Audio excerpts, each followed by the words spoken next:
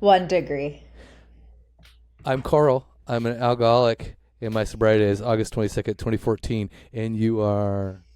I am Lindsay. I am too an alcoholic, and my sobriety date is September 6th, 2015.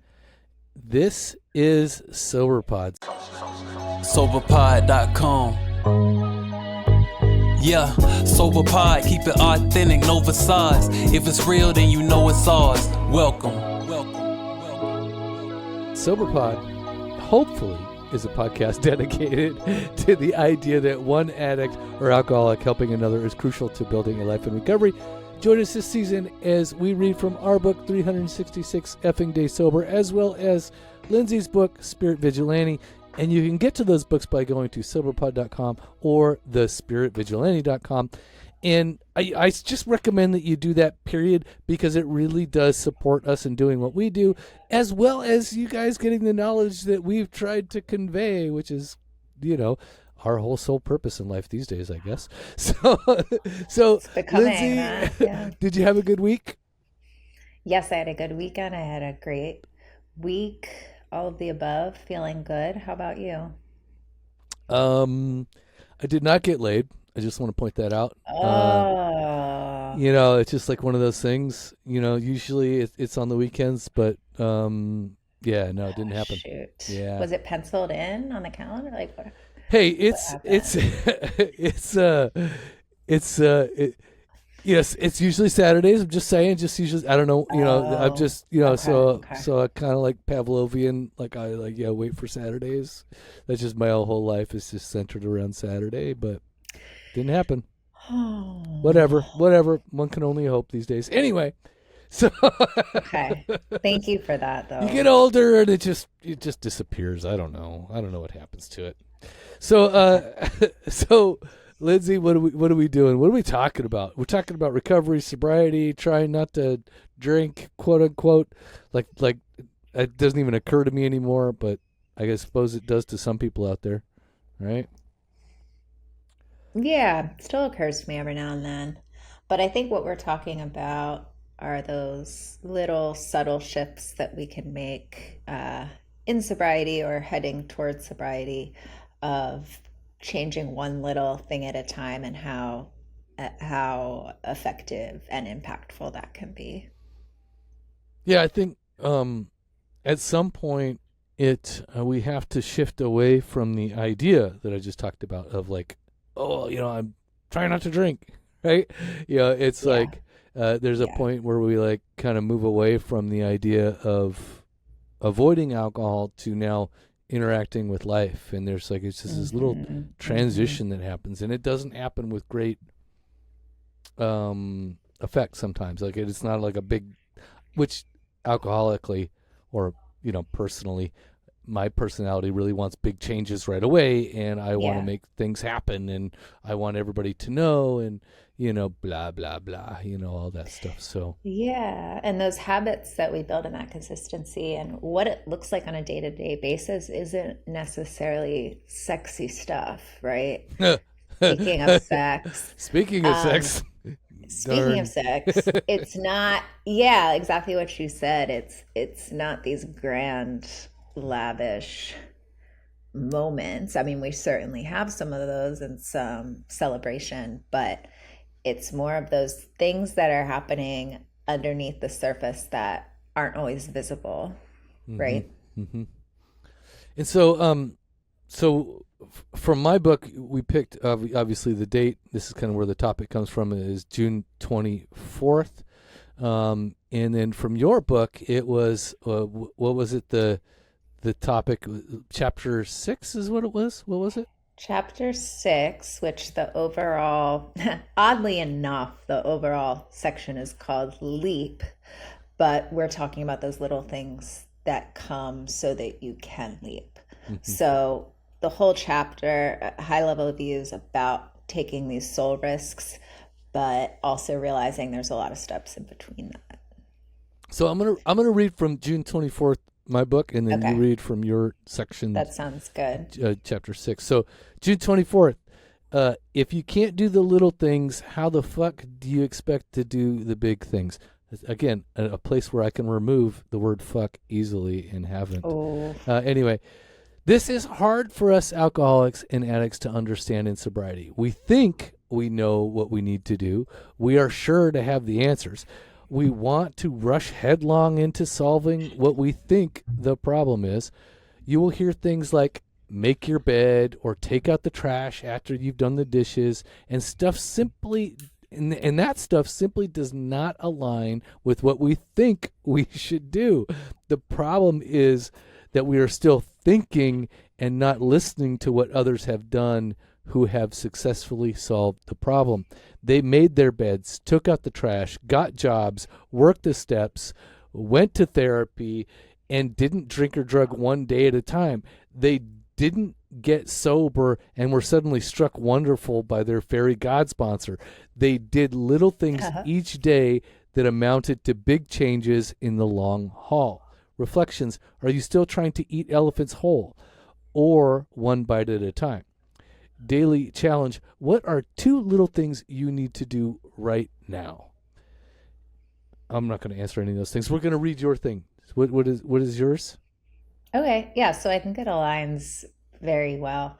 So, building on Carl's lovely reflection, which I always enjoy listening to and reading, uh, though our external environment may change or shift, the inward quest is more primary than any physical endeavor. So the cues and directions must be followed carefully. We know there is no destination and it is more about the journey. So if this is true, then all the little steps really matter. Do not underestimate the subtle shifts. They add up to the leap. Every move is getting you either closer to or farther from your end game. If you follow a compass, 1 little degree will change the overall route. At first, this difference is trivial. After 1 foot, you will only miss your target by 0.2 inches. No big deal. After a mile, that discrepancy is 92.2 feet. If you're trying to get from San Francisco to Washington, D.C., 1 degree off the original starting point will land you on the other side of Baltimore, 42.6 miles away. We have the power to course correct. So, point being is just those 1 little degree, those minute shifts, those little changes that we're making are adding up to the big changes. So if you're in the woods and you're going one direction, you don't like the direction you're going, and you turn the compass 1 little baby degree northeast, you will end up in a completely different place. So in conjunction with your reflection and your reading, doing those small things, making the beds, taking out the trash. I really like the quote, and I can't remember who to attribute it to, but here she says, how you do one thing is how you do everything. Mm-hmm. And I was thinking about that the other day when I was vacuuming my car out, which always makes me feel like such an adult. Every time I'm like, God, am I better than everyone? I'm vacuuming my car. And no one sees my car ever. And I'm vacuuming. Everyone. I love that. I'm killing it. No, honestly, but I was really being mindful about it and had that in my head. How you do one thing is how you do everything, and just doing the best vacuum job that I could in that moment, getting really into all the details. And I find when we do that through our days with our chores, I think it can make it all more rewarding. And so, like we said, it's not necessarily sexy stuff, but 1 bite at a time really was the only option I had, and sometimes still have, is to do those little things and take those little steps. And then they do add up to big things, right? Like, you wrote a book. You didn't do it all in one day. You took little steps. It was a diligent effort, that's for sure. Like, it's just every day I had to do something on that. Yeah. It reminds me, like, we talk about, drinking, and we talk about stepping away from drinking. That's kind of what Sober Pod's about, right? But yeah.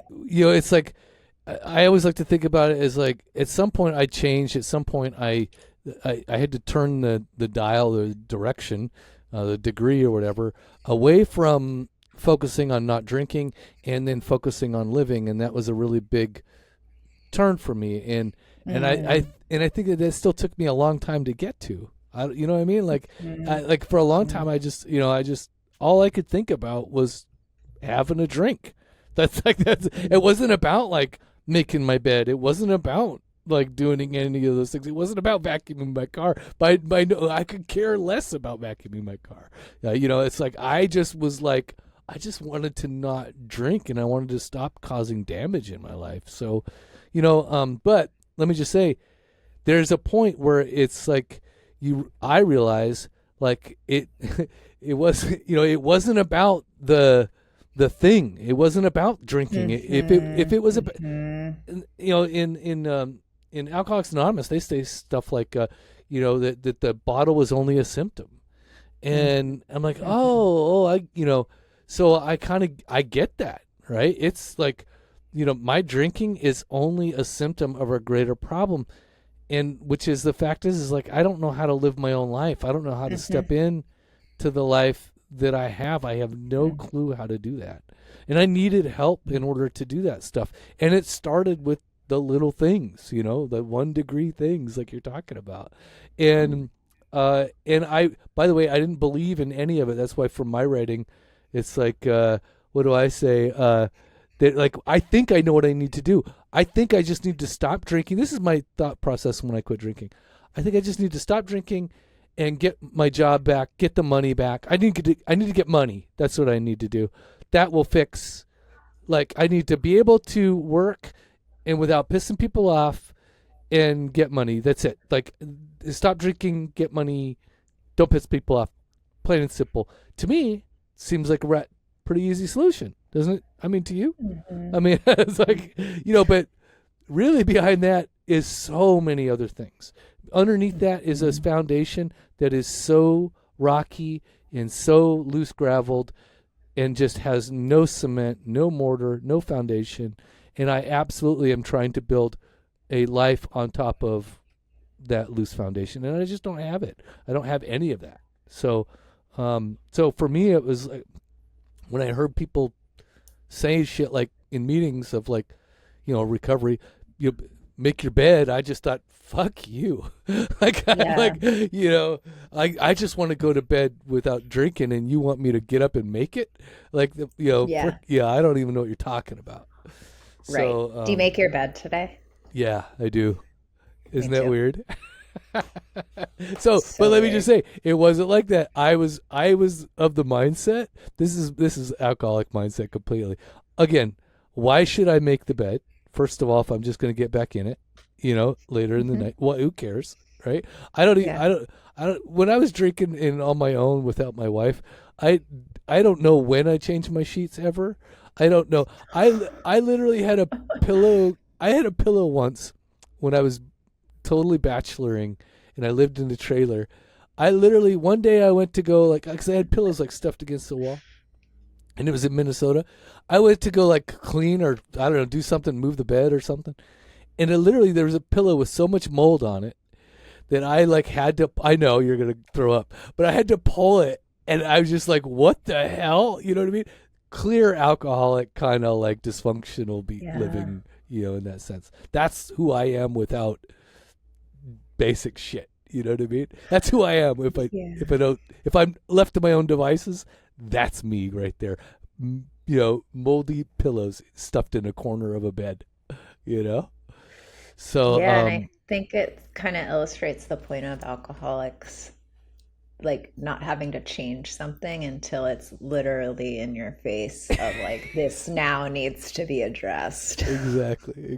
Right? So that's a good analogy. Like, we have to wait for the mold to be covering something and for it to be like a health risk. And if it wasn't for like having a significant other tell me to do shit, I wouldn't do it. It just would not, like, honestly, in my drinking, and that was kind of the thing, is like, I didn't know the difference. The other thing is like I didn't see the impact that it had on other people. I was drinking, like, and I just couldn't care. I could care less. I was like, I'd always blow it off or say something to be flippant about it, and just I wouldn't address things. Period.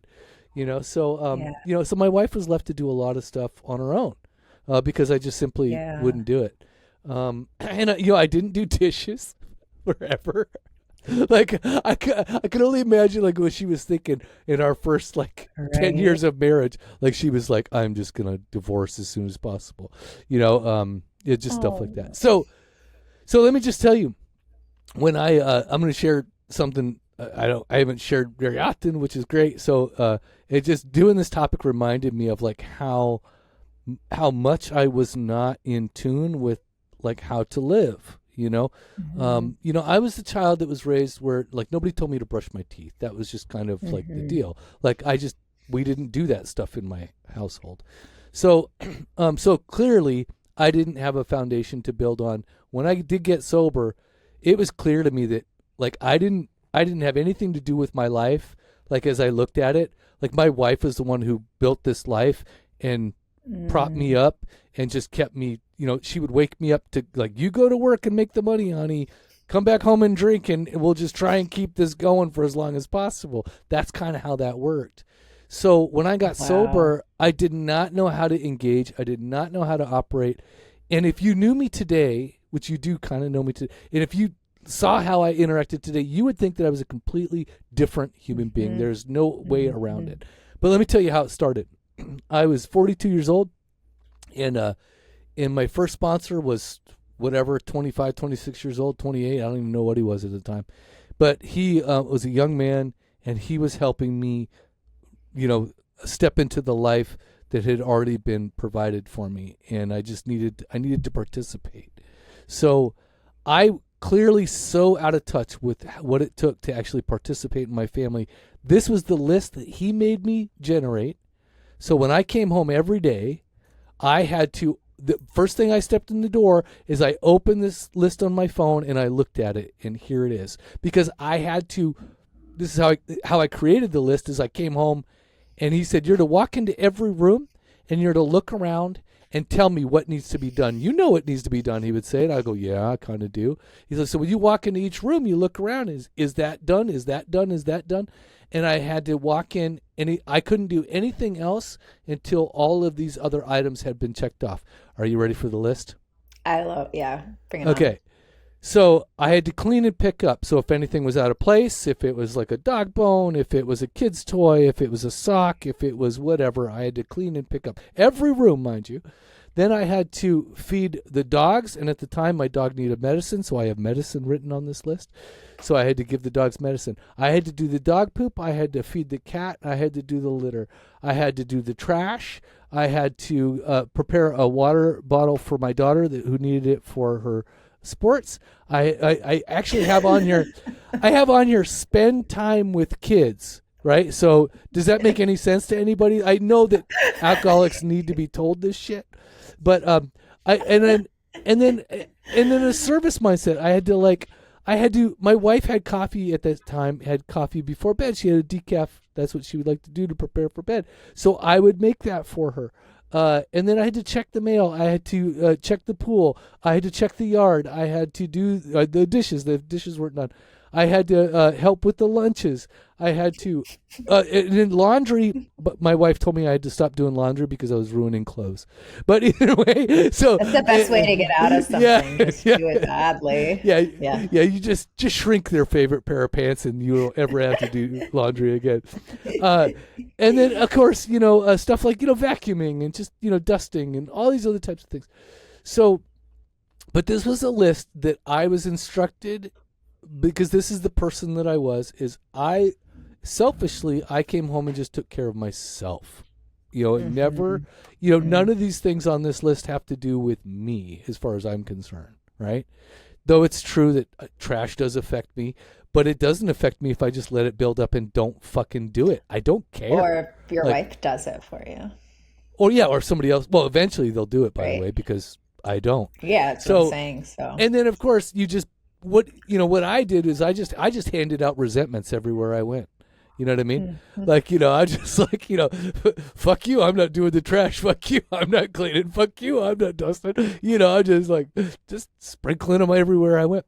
So, of course, life, and if you think about it, I had the same attitude at work. I had the same attitude with friends. Mm. I had the same, if it wasn't about me and didn't serve me, and fuck you. That's exactly it right there. So, Wow. and of course, I don't have the things that, like for instance, make the bed, right? I learned this much, and I didn't understand it until it was explained to me by a older dude. He would talk about making the bed, and he said, if you can't do the little things, how are you going to do the big things? And that's what all these things are, right? All the dreams that I wanted, getting my work, the money, having my family happy, how those are big things, right? Yeah. How are you going to get from point A to point B? I have no foundation to build on. And the other thing about making the bed that I really loved, I didn't get this, and you have it in your book too. What is it, that Maslow's hierarchy of needs or something? What is it? Yeah. You have it in your book. It was like, and a guy said it really well. He's like, the reason that you make your bed in the morning is because somebody important is going to be sleeping there tonight, right? And it was just like, and I was just like, oh, that is like such self-care hierarchy of needs shit. I didn't get that concept. I heard this dude say this stuff in meetings a lot, and I would just be like, I was like, yeah, my wife's important. I didn't have any understanding that it was me.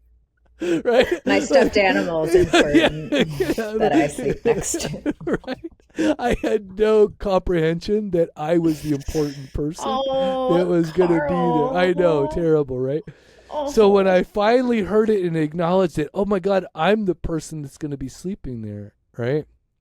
Like that makes sense now, right? So you need to be able to take care of yourself on a basic level and do that stuff, and brush your teeth and feed yourself and do all those other things, and then you can move on to like doing the laundry, the dishes, the cat poop, and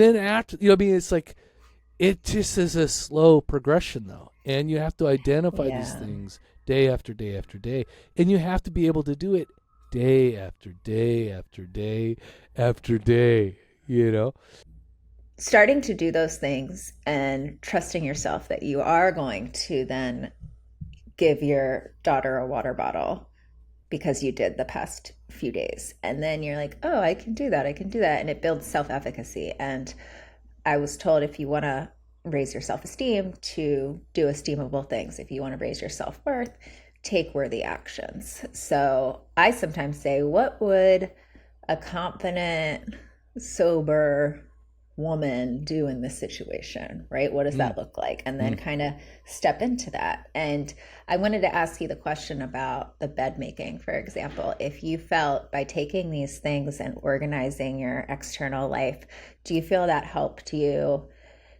even if only on a subconscious level at first, like organize you internally, like the messy bed, messy head stuff? Oh, that's 100%. So let me just say, the one I actually term this with guys I work with, which is, I say, I call it the white sock moment, right? It's like, it's literally, to me, and I do this all the time. I don't know if you do this. Every time like, for instance, I'm going to do in the past, I would kick off my clothes wherever they landed. That's where they stayed until they got washed. I didn't really care. Like, to me, it's like, I'm like, they're in the house. You know what I mean? It's not like it's not like I took them off in the car or in the front yard or anything. So then what would happen though is, and then it really happened in sobriety, more so in sobriety, because I started to do those things. I started to pick up the bed and do the whatevers, and then, but every once in a while, like, I just kick off a couple socks or whatever, and then that white sock stays to there. rebel. And then I don't know what it is, but I walk by it every day, and every day I walk by, or not every day, but that day, I would walk by it, and I would be like, in my mind, I'm like, white sock, and it's just, every time I walk by it, it's white, and I don't do anything about it.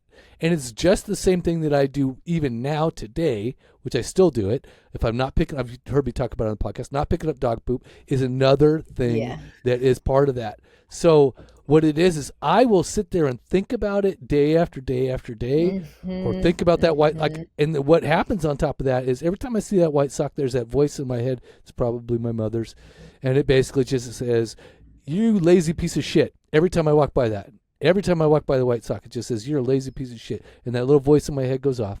And the only thing that it does is it just reaffirms everything about my existence, right?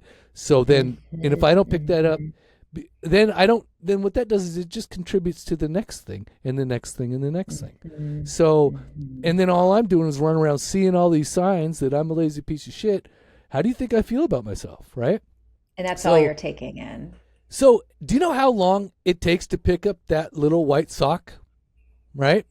Like, not even a second. Average. Like not even grab a second. You meant how long it takes you. Oh no, just eventually. No, just to pick it up. I know. The half first time, a second. If I see it in that first time and I just pick it up and then put it in the dirty clothes, I know exactly. It's never what there you again. mean. And so, and I know it seems really hard sometimes. Like you're like, oh, there's a cup in this sink and it needs to go in the dishwasher. That's it, right?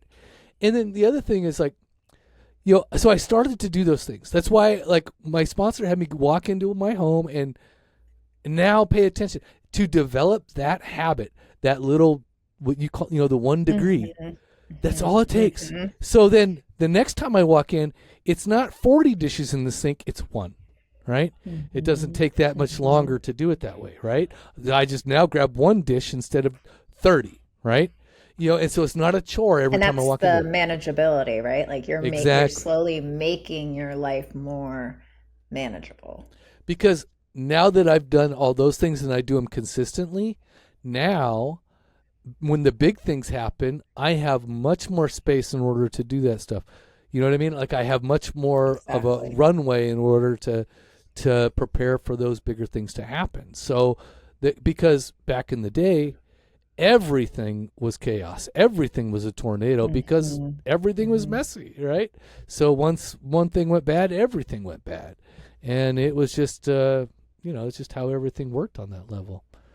So what about you? How did you find your world changing or growing differently? How did you have to do it? What is your dog poop? Well, what is your white sock? What's my white sock? Yeah, that's a good question. I was just thinking as you were talking, because the chapter that I read from is called Leap, and that's chapter 6, and chapter 5 right before it is called Stabilize. And that's about building these routines so that we have that foundation to leap from and trust that we're making sound choices, right? So if we can make the good choice about the white sock and start to trust that more, then those bigger opportunities that open up in life. Oh, okay, I could do the white sock thing. I picked that up yesterday. I'm getting rid of that behavior. So now that I'm stabilized, I can leap or take a risk or maybe try something better. Yeah. I'm going to read something out of your book again, and I have it highlighted, which is wonderful. So so it says, I highlighted the praise yourself for taking intentional action every day. But I say, it's the last paragraph in that previous chapter. It says, when you feel lost, envision the future version of your highest self. Praise yourself for taking intentional action every day. As you start to believe in yourself, realizing that you can do it, self-sufficiency will be the fuel that helps you stay on track or course correct when you find yourself veering away. No matter what, stay devoted to yourself. Coming up next, we will learn how our soul can become more deeply involved at a practical level and how to trust that we are living in alignment and how to act accordingly with wonder and bravery. Isn't that beautiful? Thank you. Such beautiful. Thank you. So I think, you say, and that's kind of the thing is like, after you do all this hard work, nobody's going to be sitting around. Nobody else is sitting around going, Lindsey, thank you for picking up the white sock. You're not going to get a parade for it. Yeah. I wanted a parade. I did too. Yeah. I vacuumed my car. Don't you know how awesome I am?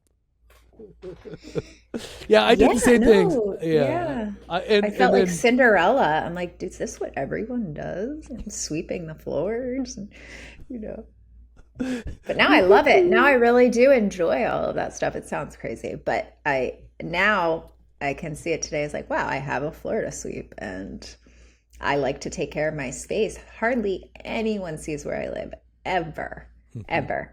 But I see it. And I had this really awakening moment. I was moving in to this house. This was years ago. It might have even been before sobriety. And my dad was helping me move in, and I was looking at the furniture. I said, I think I want to paint that little table that my record player's on black. Like, how do you think that would look? And he was like, Lindsay, who's going to see your room anyway? And first of all, I was like, thanks for the confidence in me, Dad, that I might have quarters that I bring home. No, I'm just kidding. But second of all, I was like, you're right. No one will see it. But now my perspective's changed so much because it's like, I see it like you. Why don't the most, it's important. The person who's getting in the bed tonight is important. Right. And so like, I very carefully curate my space, and I like it to look a certain way, and to think of how I lived before, just with no pride in the situation, no dignity, and just, I almost try to make things like ceremonial today, just being mindful of all of those actions that we're so lucky. There's people who would kill to be able to sweep a floor right now, to have a floor to sweep, or to have a body, or to have a body that can sweep, right? Yeah, if you're, there's a guy that always talks about like if you're running out of gratitude, it's like go back to basics, right? Do you have running water? Do you have a counter? Do you have do you have trash to empty? It's like that. I mean, it is. We can. I get to do this stuff. I don't have to. I get to. Exactly. And I used to do it with a lot of resentment. Like I would call it anger cleaning anytime I get pissed at, which can be effective. Or getting resentful, taking out the cat box or the trash. It's like, I remember just thinking like, well, why am I the only one doing it? And even today, I got to check myself. It's like, why is this one cup in the frickin' sink? Like, can we just not? And then I got to remember, like, it's half a second. I put it away, and ta-da! Like enough skin off my nose. Right? Like, who cares, right? Yeah. And so I always got to keep checking myself when it comes to that stuff, to never like really step out of like, the reality of like the fact that for 15 years of my family's existence, I was a piece of shit running around here pissing and shitting on stuff. It's like, you know what I mean? And I just kind of go, I don't really care. I got to remember that stuff and just be much more grateful for what I have and that it's there. And yeah. So, so Lindsey, what would you recommend to somebody who's just getting into the transitional phase of stepping away from looking at not drinking, quote unquote, and then looking at their life, realizing like, oh geez, like maybe it needs to be more foundational. Maybe it needs to be less focused on not drinking and more focused on living, because duh, you know what I mean? So what would you tell that new person, or that person who's kind of transitioning into that way of thinking or living? We're told to take the next right step. And I like that phrase because a step is a step. We're not saying make the best groundbreaking decision that you can, that will help you live a glorious life. It's what's the next right step. And sometimes the next right step doesn't even look like taking any action. Like being idle and stagnant can be just as much as of a force. I said you can be going 1 degree this way or 1 degree that way. You're either going towards, if you're talking about a drink, you're either going towards a drink or away from a drink. You're either going towards a life you want or away from a life. So like by not picking up the white sock, that's away, right? By omission. So just thinking of those little things and little intentions for the life that you want to build. And it might start we are telling you we're proud of you. If you do one of those things today, you have Carl and I's like approval and validation, because we know how hard it is. No matter how many cuss words you have said on an episode today, I am proud of you. Exactly. And if you're starting simple, make your bed, see how it feels. Yeah, I mean, I really don't think I don't have any really deep, profound words of wisdom, but just the next right choice you can make, and learning what is the right choice, learning, like, listening to that intuition, which is usually the quieter voice, just to warn you, not Mm-hmm. like the alarm going off in your head that's impulsively telling you to do something. That feels a lot different. But yeah, just quiet down the noise and listen for the next step. That might be literally listening to a friend or a sponsor, but Mm-hmm. yeah, just try to take the next right action. By listening to this podcast, I believe you took an action, a step in the right direction. For sure. For sure. If anything, to get exposed to the ideas of what it takes to actually do this deal. Of course. Maybe not successfully, but at least try and do it. Yeah. Yeah. So, We try. and my suggestion is Yeah, what's going your back to my first sponsor, to really do exactly what I did, right? Which is, if to take stock of your life, not only mentally but physically, right?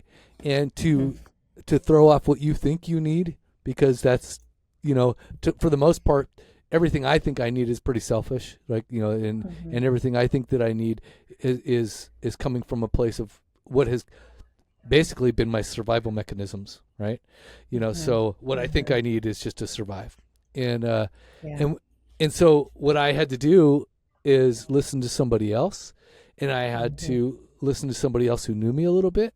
So I had to risk being vulnerable with somebody, telling them, letting them into my life, letting them understand what was going on with me, how I acted, how my world was.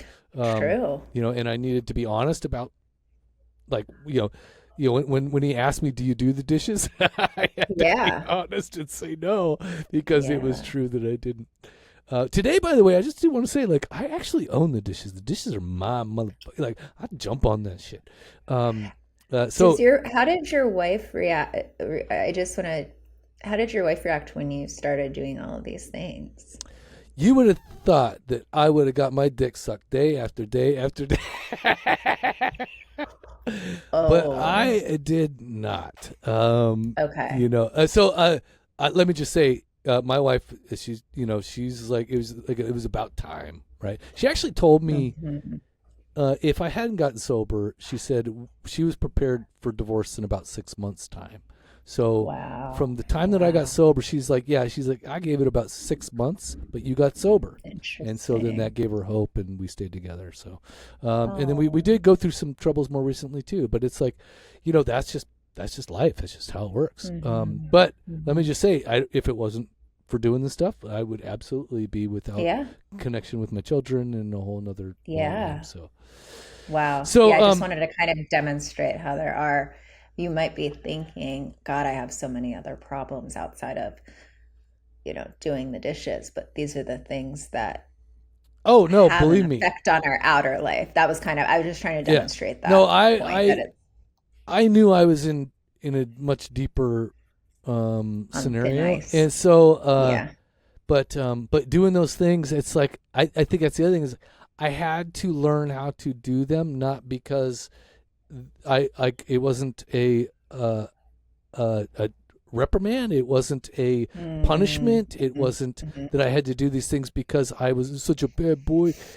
I had to do these things because that's what needs to be done. That's my responsibility to Yeah. exist in this world and to participate, Mm-hmm. quote unquote, with the Hmm. life that I've been given. It's like, I don't deserve any of this. I didn't do Yeah. anything for this. And oh Right. my gosh, I should be truly grateful that I have a cat box to clean, because, like, wow, like, you know what I mean? It's just all these What different a things. perspective Yeah. shift. So so let me just say, I had to be open with a sponsor and be willing to let somebody in, and to let somebody else say in my life, you need to do these Hmm. things because you suck at it, right? Hmm. And it was clearly unfair to my children, clearly unfair to my wife, and that I was not doing my part to participate with the life that I'd been given. And it's they talk about it in the big book of Alcoholics Anonymous, again, to say, like, the dude will pop up after a tornado, this is the example that they give, the analogy. He pops up out of the cellar like, aren't you glad that the wind stopped blowing, Ma? That's kind of Yeah. the quote, right? Yeah. That's And great. Yeah. and that's what I did initially, right? I popped up and like, Uh-huh. ain't it great? I'm going to meetings and I'm staying sober. Isn't this great? Right. you know, and Yeah. And and I've been that's on the other side of, sorry, go ahead. right. No, you exactly. You've Yeah. been on the other side where the dude quits and you're like, it ain't that grand.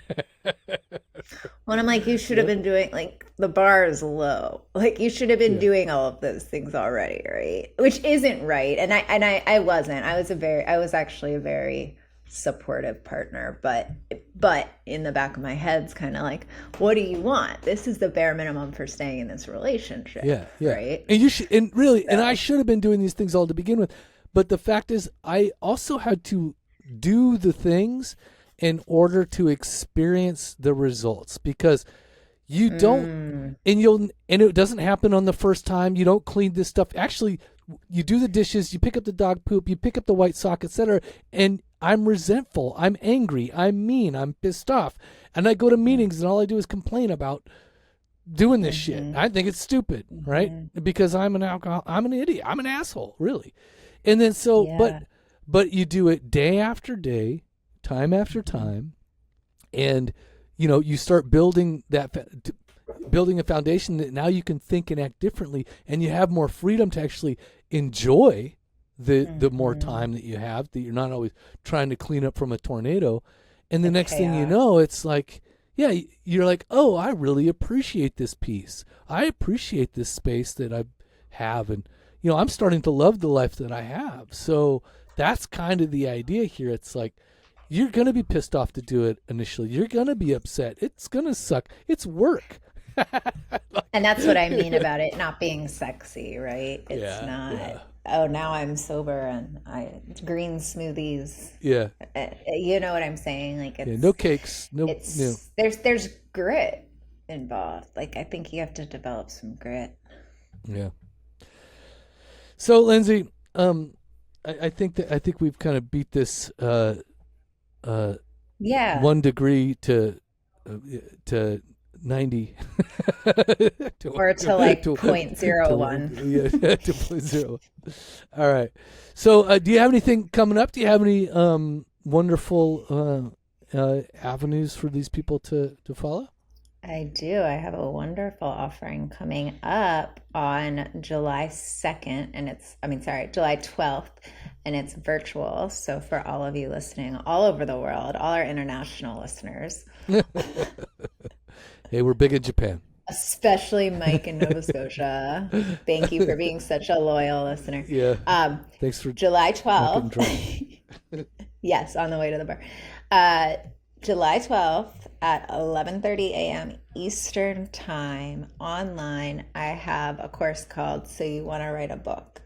So it'll be a high level view of the book writing process from idea to publication and just kind of support you in that journey. Is it free? No, How much does it cost? it is 50 or 60. And then It's through an organization called the Writers Center in Bethesda. So then how long does It's it go for? 11:30 to 1:30. So that's the price for that time from like 11 2 to 1. hours. Okay. No, I mean it's Yeah. worth it. It's like you get you tap into experience. Yeah. It's great. And I love it. It's really so much about the students that come together and kind of using their ideas as examples, and they support each other. And just writing and any art can be so isolatory. And so coming in community is really powerful. I How just about you? uh Sober Okie? yeah, show up to karaoke third month at the Corona Serenity Club. Actually, last Friday was really kind of cool. I'm gonna surprise Yeah, you yeah, one of yeah. these We days. had a good showing. We had about 12 people, right? 12 people signed up Oh, to nice. sing, and That's then of course we great. had people coming in and out like the whole evening. So it was nice. But yeah, we make it fun. Do games and prizes and all this other stuff. So yeah, we do gift cards. So people who top two singers, basically. People collect. Does someone judge? So we have dollars. Like, so we created these little Soberoki dollars, and you give them, you make it rain on people is what we call it. And yeah, you make it rain. And so you give them tips for when they sing, and whoa, yeah, I so actually want to come. Yeah, it does make it kidding. fun because you get like you get like $10 when you come in, that's your pay to play kind of thing, and then we're gonna start doing like other games where you can win more dollars so that you can like do stuff like that. But we just need more people to show up to make it more interesting. So yeah, fun stuff. Yeah, it's interesting. Cool. Love it. So yeah, if you're interested, that's the third Friday of every month at the Corona Serenity Club, and that's in Corona, California. I'm not doing any. I mean, this, by the way, all the money raised for that goes to that club, because they're a nonprofit organization. Cool. So so I'm not. I don't benefit, and of course my time to throw it and host it is free so so we're all aware, I don't get paid. So if you're gonna come, so Carl's event. If you come there and complain, I'm going to tell you to leave. For mine. Carl the Saint will be donating his proceeds. I will not. Yeah. Is that what you're trying to say? No, I'm just saying. If you come there and complain, remember it's free. Like just leave. That's funny. Okay. So other than that, I think don't forget to like, subscribe. Don't forget to buy the books. The best way to support the podcast, by the way, is to buy our books. If you go to our respective URLs, that definitely helps us. And especially with the 366 Days Sober, that book is all of the money used for that goes to support the podcast. And then on from there. What do we say to the kind, wonderful, loving, helpful, beautiful people out there? I would like to say, trust your truth. And I say, stay active, stay sober. See ya. Soberpod.com. Yeah. It was a sight to see him. Breakfast with Sprite and Seagrams. Wrestling with my vices, exercising my demons. My blessings were blocked, so I never got the message. I'm stressing, I'm only 12 steps from an exit. Regret it, because my imperfections were perfected. I ain't run from it, I accept it and rep it. It's a badge to me, good stories come from a tragedy. And when you survive, the glory will come in Act 3. The wait's over, 366 days sober. Morning affirmations that can start the day for you. Use my favorite bookmark for a placeholder. Finish when the day's over. Okay. Yeah, sober pod, keep it authentic, no facades. If it's real, then you know it's ours. Welcome.